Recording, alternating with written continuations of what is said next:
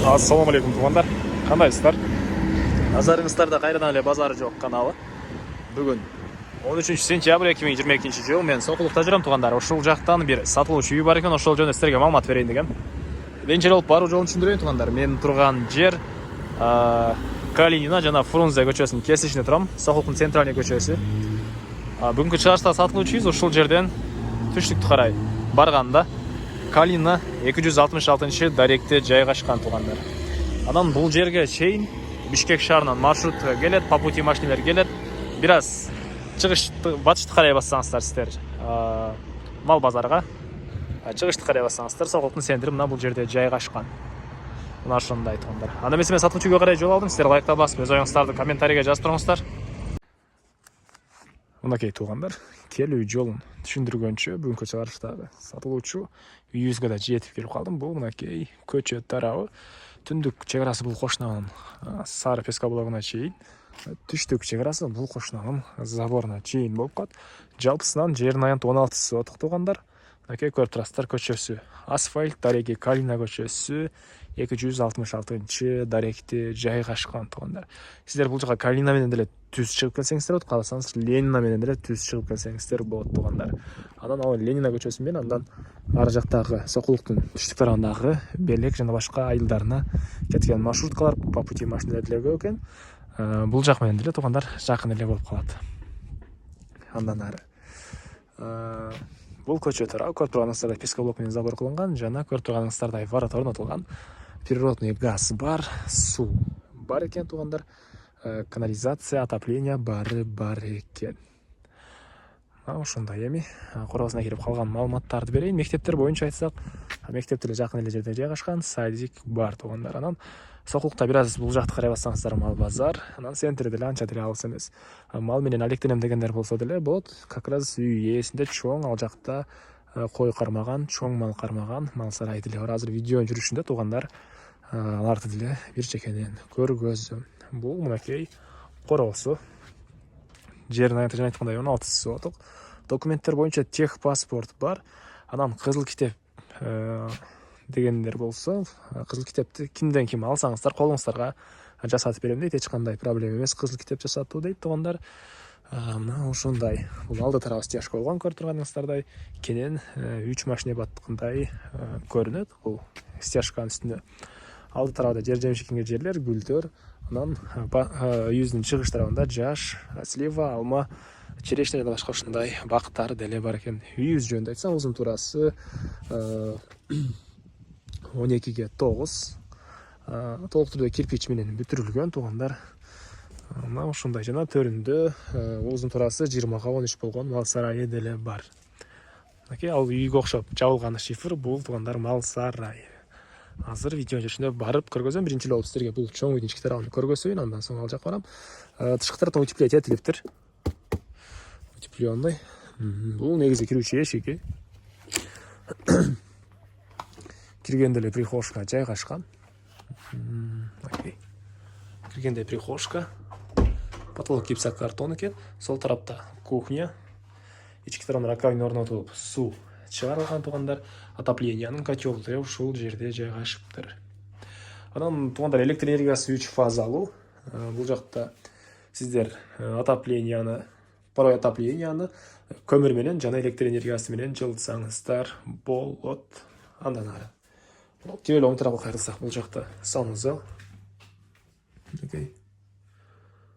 Ошондой көрүнүштө суусу арестон менен жылыйт. Ички тарабына раковина орнотулуп, суу чыгарылган. Андан ары түз өтсөк, бул жакта тамактануучу бөлмө. Мынакей батыш тараптан чоң пластик терезе орнотулуптур. Потолок гипсокартон туғандар. Жана бул жерден сол тарапка кайрылсак, бир детский бөлмө жайгашкан. Мынакей. Андан ары түз өтсөк, чоң зал. Гостевой зал экен туғандар. Бул жагы батыш тараптан 2 терезе орнотулган. Ар бир бөлмөдө отоплениянын батареялары бар. Потолок, натяжной потолок. Ушундай көрүнүштө. Эми ушул жерден сол тарапка кайрылсак, бул жакта дагы бир бөлмө жайгашкан. Окей. Жакта дагы бир бөлмө. Полдор жыгачтан болгон пол, чыгыш тараптан терезе орнотулган. Мынакей үйүбүздүн чыгыш тарабына чоң мондай огород бар туугандар. Алма, черешня, слива көптөгөн бактар бар. Бул жагында мал сарай. Азыр видео жүрүшүндөлөрдү бир чекенен көргөзсөм, эми буяктагы акыркы бөлмөнү көргөзөйүн. Бул жакта дагы бир мондай бөлмө бар экен. Полу жыгачтан болгон пол, отопление бар. Андан ары эми коросуна чыгып мал сарайды жана ошо калган маалыматтарды берейин туугандар. Туугандар, мен кайра үйдүн коросундамын. Дагы бир айта кетчү нерсе, бул жактан күн сайын пада кетет экен, могу поезд жолдун ары жагында кенен мал бакканга деле ыңгайлуу жайыт бар экен туугандар. Анан дагы үйдүн алдын суу караганга поливной суу деле бар, арыктан келген суу.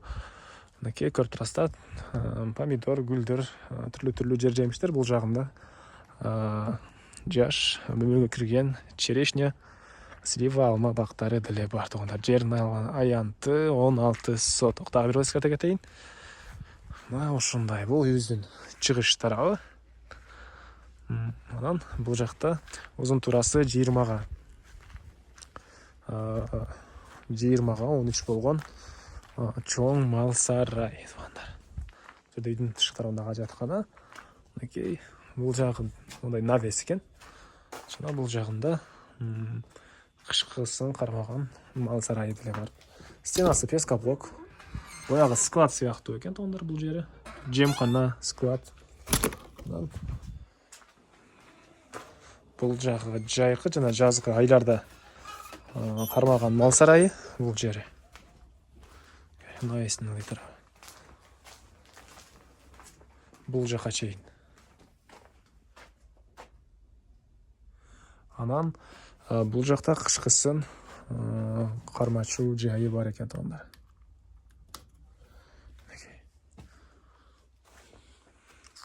Азыркы учурда үй ээси өзү кой кармайт туугандар. Мынакей. Мына ушундай. Бул жагы пескоблок, анан бул жагы стенасы лай эле окшойт. Же пескоблоктун тышкы тарабынан лай шуап койгон. Ушундай окшойт. Мына келгениңиздерде карап байкалсаңыздар болот туугандар. Кыскасын айтканда, узун турасы 20га 13 болгон мал сарай сине балы менен. Эми андан ары бул жакта чоң жаңгак багы деле бар экен. Жылына 100 килограммга чейин жаңгак алам дейт буяктан туугандар. Мынакей түбүндө тапчан, боягында дагы бир аз мондай жер, слива, груша бактары. Буякта мынакей дагы жазгы сарай. Мына бул чыгыш чегарабыз, мына ошол жерге чейин. Азыр видеону тартып өтүп, грушадан ооз тийип коебуз, жеп коебуз бирде. Мына ушундай туугандар. Эми эмне маалымат калды? Айтылбаган бир эле баасы калды окшойт. Бул үйүбүздүн баасыны $45,000 деп атышат. Бир аз сүйлөшүү болот, бир аз арзанаттуу болот. Санакылып сүйлөшүп көрүңүздөр, сүйлөшүү болот туугандар. Анан достор менен, группалар менен бөлүшсөңүздөр, мага үй ээсине жана кимдир бир ушул сыяктуу үй издеп жүргөн болсо, ошол адамга сиздер чоң жардам берген болосуздар. Андыктан достор, менин группалар менен бөлүшүп кетиңиздер туугандар. Анда эмесе мен сиздер менен коштошом. Кийинки чыгышка чейин саламатта калыңыздар.